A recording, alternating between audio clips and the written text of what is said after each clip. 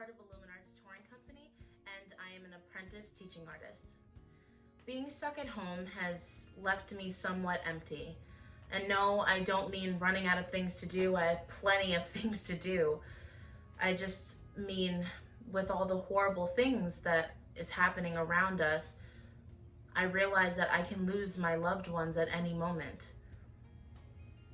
It just makes me wonder whether I've spent enough time asking questions about my family history and where my parents came from.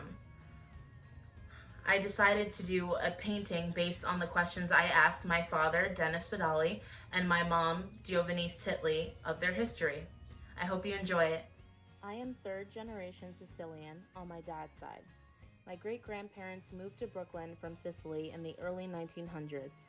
Their names were Josephine and Joseph Spedale. They traveled here by boat that landed them on Ellis Island. It's an honor to know that my family name is in the famous book of names that resides on that island. Though my father isn't completely sure, he guesses they moved here for a better life, as most immigrants' reasons are. My grandparents were both born in Brooklyn in 1914. A fun fact about my grandparents, according to my dad, is they loved to dance and loved to travel. Because they loved traveling so much, they took my dad everywhere from when he was the ages of 12 to 17, every summer. He says he's been to Spain, Greece, Morocco, France, and so many more places. I wish I had been able to meet my grandparents on my father's side, but knowing this about them makes me feel like I have. I am first-generation Panamanian on my mom's side.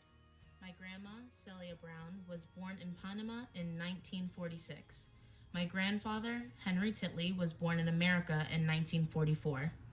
My grandmother had my mom in 1969 and raised her in Panama. While living there, my mother endured many horrific experiences, one of them being an invasion caused by America. When my mother turned 18, she came to the States to find her father. Not too long after, my grandmother sadly passed away, and my mom made the adult decision to bring her sister to America, where she could take care of them both more successfully.